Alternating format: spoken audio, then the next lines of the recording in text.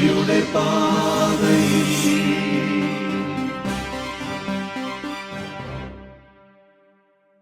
ഈശോ മിശിഹായ്ക്ക് സ്തുതിയായിരിക്കട്ടെ. സന്തോഷമാണ് എല്ലാവർക്കും. കഴിഞ്ഞ ആഴ്ചയിൽ നമ്മൾ കുറച്ച് കാര്യങ്ങൾ പഠിച്ചു അല്ലേ?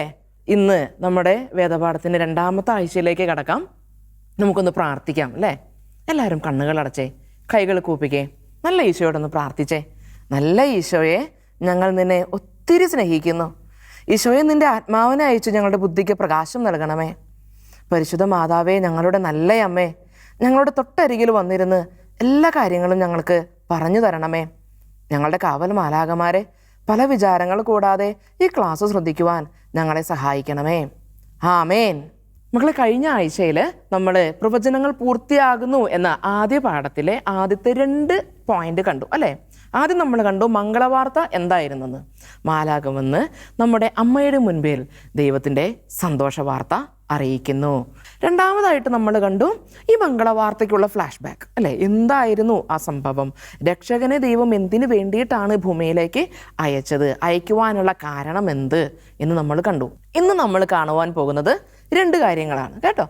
ആദ്യത്തെ കാര്യം, ക്രിസ്തുവിൻ്റെ ജനനത്തെക്കുറിച്ച് നമ്മൾ കാണും. നമ്മുടെ ഈശോയുടെ ജനനത്തെക്കുറിച്ച് നമ്മൾ കാണും. ശേഷം നമ്മൾ ഈശോയുടെ ജനനം ഇന്ന് നമ്മുടെ തിരുസഭയിൽ നാം എപ്രകാരമാണ് ആചരിക്കുന്നതും ആഘോഷിക്കുന്നതുമെന്നും നമ്മൾ കാണും കേട്ടോ. അപ്പോൾ റെഡിയാണോ? സന്തോഷമാണോ? പരിശുദ്ധ അമ്മ കൂടെയുണ്ട്, ഈശോ നമ്മുടെ കൂടെയുണ്ട്, നമ്മുടെ കാവൽ മാലാഖ നമ്മളെ നോക്കിയിരിക്കുന്നുണ്ട്. നമുക്ക് സന്തോഷത്തോടു കൂടി നമ്മുടെ ക്ലാസ്സിലേക്ക് കടക്കാം. മക്കളെ, ഈശോയുടെ ജനനം നമുക്ക് എല്ലാവർക്കും അറിയാലേ. എങ്ങനെയാണ് ഈശോ ജനിച്ചതെന്ന് നമുക്ക് ചെറുതായിട്ടൊന്ന് ഓർത്തെടുക്കാം. എങ്ങനെയായിരുന്നു? മറിയവും ഔസേപ്പിതാവും വിവാഹിതരാകുന്നു. പരിശുദ്ധാത്മാവിനാൽ നിറഞ്ഞ് മറിയം ഗർഭവതിയാകുന്നു. മറിയത്തിൻ്റെ ഉദരത്തിൽ നമ്മുടെ കുഞ്ഞുണ്ണീശോ രൂപം കൊള്ളുന്നു.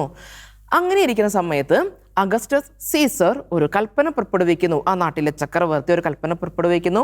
താങ്കളുടെ നാടുകളിലേക്ക് ചെന്ന് പേരെഴുതിക്കണം.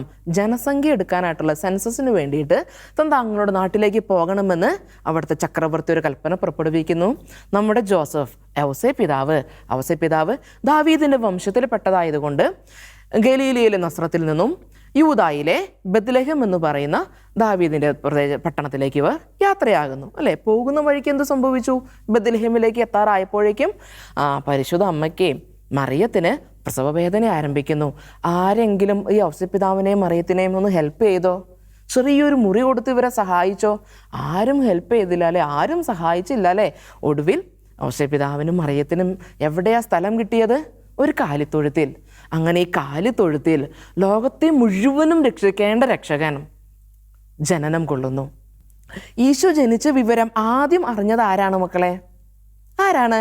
ആട്ടിടയന്മാരല്ലേ? ആട്ടിടയന്മാരോട് ആരാ പോയി പറഞ്ഞേ? സ്വർഗത്തിലെ മാലാഖമാർ തന്നെ പോയി പറഞ്ഞു അല്ലേ? അതെങ്ങനെയായിരുന്നു ആ സംഭവം? സ്വർഗത്തിലെ മാലാഖമാർ അന്ന് ആ പ്രദേശത്ത് കുന്നിൻ്റെ ചെരുവുകളിൽ ഉറങ്ങിക്കൊണ്ടിരുന്ന ആട്ടിടയന്മാരുടെ അടുക്കൽ ചെന്നിട്ട് പറഞ്ഞു, അത്യുന്നതങ്ങളിൽ ദൈവത്തിന് മഹത്വം, ഭൂമിയിൽ സന്മനസ്സുള്ളവർക്ക് സമാധാനം. മാലാഖമാരെന്താ പറഞ്ഞേ? അത്യുന്നതങ്ങളിൽ ദൈവത്തിന് മഹത്വം, ഭൂമിയിൽ സന്മനസ്സുള്ളവർക്ക് സമാധാനം. മക്കളെ, ഇന്നും പരിശുദ്ധ കുർബാനയുടെ ഇടയിൽ നാം ഈ സ്തുതി കീർത്തനങ്ങൾ ആലപിച്ചുകൊണ്ട് ആവർത്തിച്ചുകൊണ്ട് ഈശോയുടെ ജനനം അനുസ്മരിക്കുന്നുണ്ട്. അണ്ടർലൈൻ ചെയ്യാൻ മറക്കരുത് കേട്ടോ. നമ്മുടെ ഉത്തരം കണ്ടെത്താമെന്ന് പറയുന്ന നമ്മുടെ എക്സൈസ് പാർട്ടിലെ ഒരു ചോദ്യത്തിനുള്ള ഉത്തരമാണിത് കേട്ടോ. ഇന്നും പരിശുദ്ധ കുർബാനയിൽ നാം എപ്രകാരമാണ് ഈശോയുടെ ജനനത്തെ അനുസ്മരിക്കുന്നത്? മാലാഖമാരുടെ സ്തുതി കീർത്തനങ്ങളായ അത്യുന്നതങ്ങളിൽ ദൈവത്തിൻ്റെ മഹത്വം, ഭൂമിയിൽ സന്മനസ്സുള്ളവർക്ക് സമാധാനം എന്നുള്ള സ്തോത്രഗീതം ആലപിച്ചുകൊണ്ടാണ്, ആവർത്തിച്ചുകൊണ്ടാണ്, പ്രാർത്ഥിച്ചുകൊണ്ടാണ് നാം ഇന്നും ഈശോയുടെ ജനനം പരിശുദ്ധ കുർബാനയിലൂടെ നമ്മുടെ സഭയിൽ ആചരിക്കുന്നത്. അതിനുശേഷം ആരാണ് കാണാൻ വന്നത്? പൂജ രാജാക്കന്മാർ വന്നു അല്ലേ? അങ്ങ് കിഴക്ക് ദേശത്ത് നിന്നും ഈശോയെ കാണാനായിട്ട് ഈ ഭൂമിയിൽ ഒരു രക്ഷകൻ ജനിച്ചുവെന്ന് മനസ്സിലാക്കിയ ജ്ഞാനികൾ കിഴക്ക് ദേശത്ത് നിന്നും യാത്ര തിരിക്കുന്നു. അവർ കരുതി രക്ഷകൻ ജനിക്കുന്നത്, ഈ ഭൂമിയെ മുഴുവൻ രക്ഷിക്കുവാനുള്ള ഒരു രാജാവ് ജനിക്കുന്നത്, അടിമത്തത്തിൽ നിന്നും രക്ഷിക്കുവാനുള്ള രാജാവ് ജനിക്കുന്നത് കൊട്ടാരത്തിലായിരിക്കും.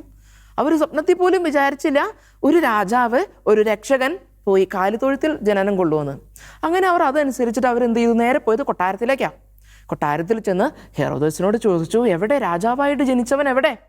ജനങ്ങളെ അടിമത്തത്തിൽ നിന്നും രക്ഷിക്കുവാനുള്ള ആ രാജാവ്, രക്ഷകൻ എവിടെ? ഹെറോദോസ് രാജാവ് മറുപടി പറഞ്ഞു, എനിക്കറിയില്ല അല്ലേ. ഹെറോദോസ് രാജാവ് ഉടനെ തന്നെ എന്ത് ചെയ്തു? എല്ലാ പണ്ഡിതന്മാരെയും ജ്ഞാനികളെയും എല്ലാം വിളിച്ചു കൂട്ടിയിട്ട് ചോദിച്ചു, എവിടെയായി രാജാവ് ജനിക്കുന്നേ? അടിമത്തത്തിൽ നിന്നും ജനങ്ങളെ രക്ഷിക്കുവാനുള്ള ഈ രക്ഷകൻ എവിടെയാണ് ജനിക്കുന്നേ? അവർ പറഞ്ഞു, പ്രവാചകന്മാരൊക്കെ പറഞ്ഞിട്ടുള്ളത് അങ്ങ് ബത്ലഹേമിൽ ജനിക്കുമെന്നാണ്. അങ്ങനെ ഹെറോദേസ് സൂത്രത്തിൽ ഈ രാജാക്കന്മാരെ അടുത്ത് വിളിച്ചിട്ട് പറഞ്ഞു, നിങ്ങളിപ്പോൾ പോവുക, ബത്ലഹേമിൽ ചെന്ന് ഉണ്ണിയെയും മറിയത്തെയും ഔസേപ്പിതാവിനെയും നിങ്ങൾ കാണണം, എന്നിട്ട് തിരികെ വന്ന് എന്നോട് പറയണം. കാരണം എനിക്കും പോയി ഉണ്ണിയെ ആരാധിക്കേണ്ടതുണ്ട്. മക്കളെ, സത്യത്തിൽ നമ്മുടെ ഹെറോദേസിൻ്റെ പ്ലാൻ അതായിരുന്നോ? അല്ല അല്ലേ. ഈ ഉണ്ണീശോയെ കൊല്ലാനായി ഹെറോദേസ് പ്ലാൻ ചെയ്തതല്ലേ. കാരണം എന്താ? വേറൊരു രാജാവ് വന്നു കഴിഞ്ഞാൽ ഹെറോദേസിൻ്റെ പണി പോകും. അപ്പം അങ്ങനെ വരാതിരിക്കാൻ വേണ്ടി ഉണ്ണിയെ വധിക്കുവാനാണ് ആര് പ്ലാൻ ചെയ്തത്? ഹെറോദേസ് പ്ലാൻ ചെയ്തത്. ഏതായാലും മക്കളെ, ഈ ജ്ഞാനികൾ കൊട്ടാരത്തിൽ നിന്നും ഇറങ്ങുന്നു. പൂജ്യ രാജാക്കന്മാർക്ക് ഒരു നക്ഷത്രം വഴികാട്ടിയാകുന്നു. രാജാക്കന്മാർ കാലിത്തൊഴുത്തിൽ വന്ന്, ബത്ലഹേമിലെ ആ കാലിത്തൊഴുത്തിൽ വന്ന് മേരിയെയും ഔസേപ്പിതാവിനെയും കുഞ്ഞുണ്ണീശോയെയും കണ്ട് വണങ്ങി ആരാധിക്കുന്നു. ഒപ്പം ഉണ്ണീശോയ്ക്ക് 3 കാഴ്ചകൾ അർപ്പിക്കുന്നുണ്ട്. അതെന്തൊക്കെയാണ്? രാജാക്കന്മാർ ഉണ്ണീശോയ്ക്ക് പൊന്നും മീറയും കുന്തിരിക്കവും സമ്മാനമായി നൽകി, കാഴ്ചയായി നൽകി. ഇതും നിങ്ങൾ അടയാളപ്പെടുത്തിയേക്കണേ. ഇതും ഒരു ചോദ്യത്തിനുള്ള ഉത്തരമാണ്. മക്കളെ, അപ്പം ഇപ്രകാരമാണ് ഈശോയുടെ ജനനം സംഭവിച്ചത് കേട്ടോ. മക്കൾ, ഈശോയുടെ ജനനത്തോടുകൂടി ചരിത്രം തന്നെ 2ആയിട്ട് മാറ്റപ്പെട്ടു. ഈ ചരിത്രം തന്നെ 2ആയിട്ട് മാറ്റപ്പെട്ടു ഈശോയുടെ ജനനം വഴി. ഈശോയുടെ ജനനത്തിന് മുൻപ്, ബിഫോർ ക്രൈസ്റ്റ്, BC AD എന്ന് മക്കൾ കേട്ടിട്ടുണ്ടല്ലേ. BC എന്ന് പറഞ്ഞാൽ ബിഫോർ ക്രൈസ്റ്റ്, ക്രിസ്തുവിന് മുൻപ് നടന്ന കാര്യങ്ങളെ BC എന്ന് പറയും. അടുത്ത് ക്രിസ്തുവിന് ശേഷം വരുന്നത് അതാണ്, ജനനത്തിന് ശേഷം, ക്രിസ്തുവിൻ്റെ ജനനത്തിന് ശേഷം വരുന്ന കാലഘട്ടത്തിൽ നാം എന്ത് വിളിക്കുന്നു? AD എന്ന് വിളിക്കുന്നു. അന്ന ദൊമീനോ, AD എന്ന് നാം വിളിക്കുന്നു കേട്ടോ. അങ്ങനെ ചരിത്രം തന്നെ നമ്മുടെ ഈശോയുടെ ജനനത്തിലൂടെ 2ആക്കപ്പെട്ടു, വിഭജിക്കപ്പെട്ടു. മക്കളെ, ഇനി നമുക്ക് ഈശോയുടെ ജനനവും ഈ മംഗളവാർത്തയുമെല്ലാം എപ്രകാരമാണ് നമ്മുടെ തിരുസഭയിൽ ആചരിക്കുന്നതും ആഘോഷിക്കുന്നതെന്നും നമുക്കൊന്ന് കണ്ടാലോ. മക്കളെ, തിരുസഭയിൽ രക്ഷാകര സംഭവങ്ങളെല്ലാം നാം ആചരിക്കുന്നതും ആഘോഷിക്കുന്നതും എല്ലാം ആരാധനാ ക്രമവത്സരങ്ങളിലൂടെയാണ്. വിവിധ കാലഘട്ടങ്ങളായിട്ട് നമ്മുടെ ഒരു വർഷത്തെ നമ്മൾ തിരിച്ചിട്ടുണ്ട്.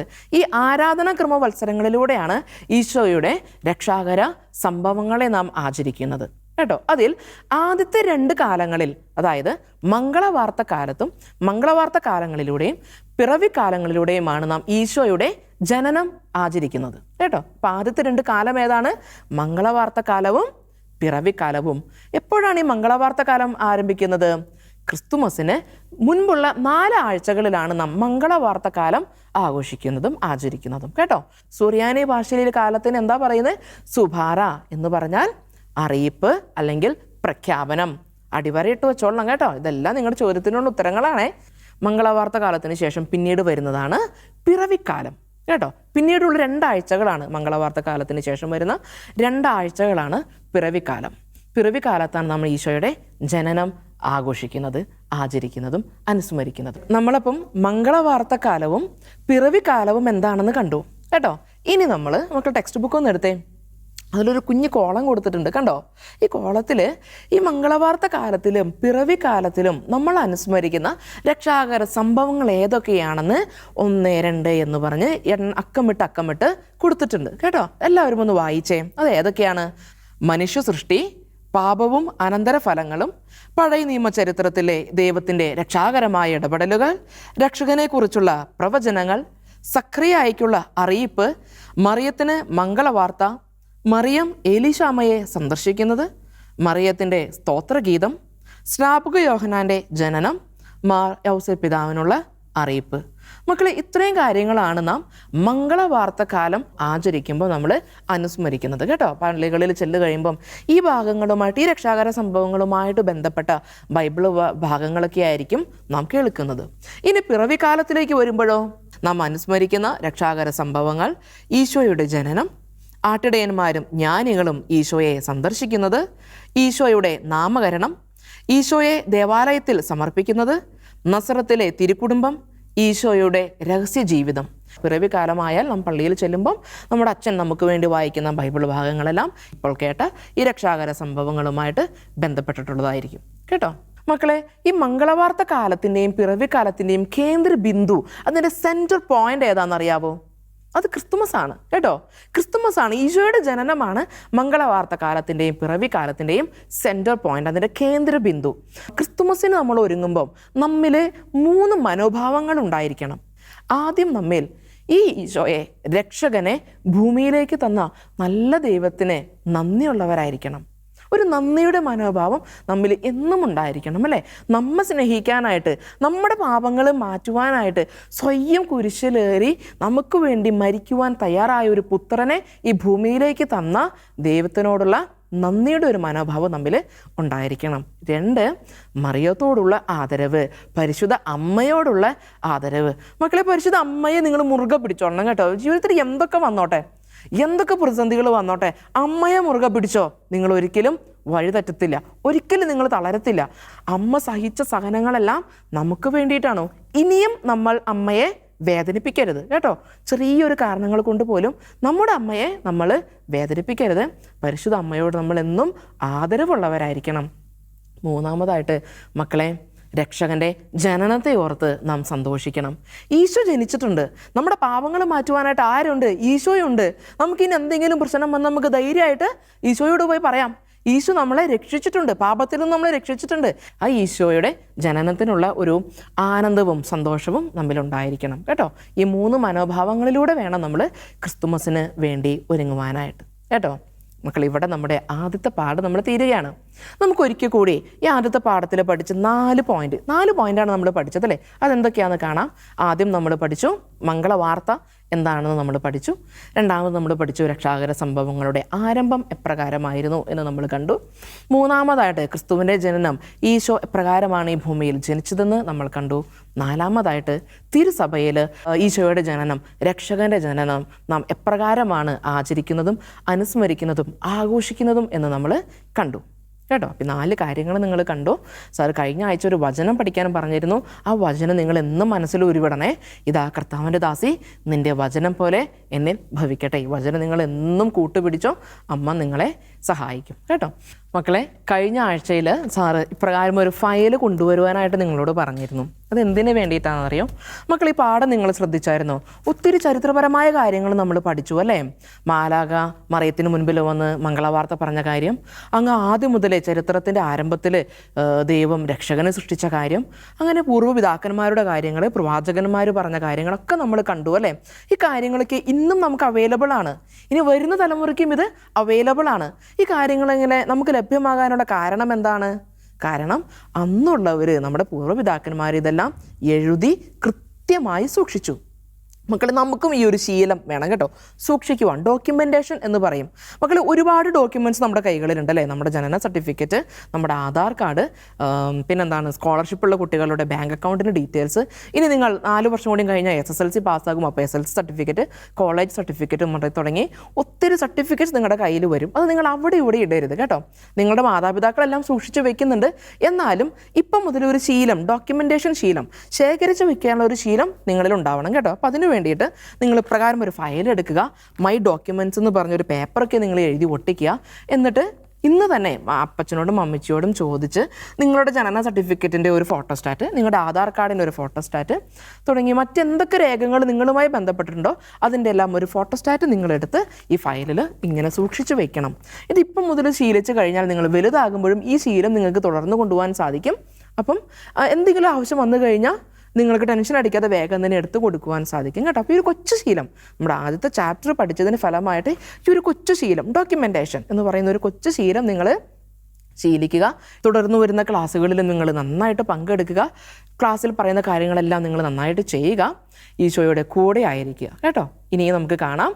അതുവരേക്കും എല്ലാവർക്കും എൻ്റെ പ്രാർത്ഥനകൾ. നിങ്ങളും സാറിനും മറ്റെല്ലാവർക്കും വേണ്ടി പ്രാർത്ഥിക്കണം കേട്ടോ. ടാറ്റാ.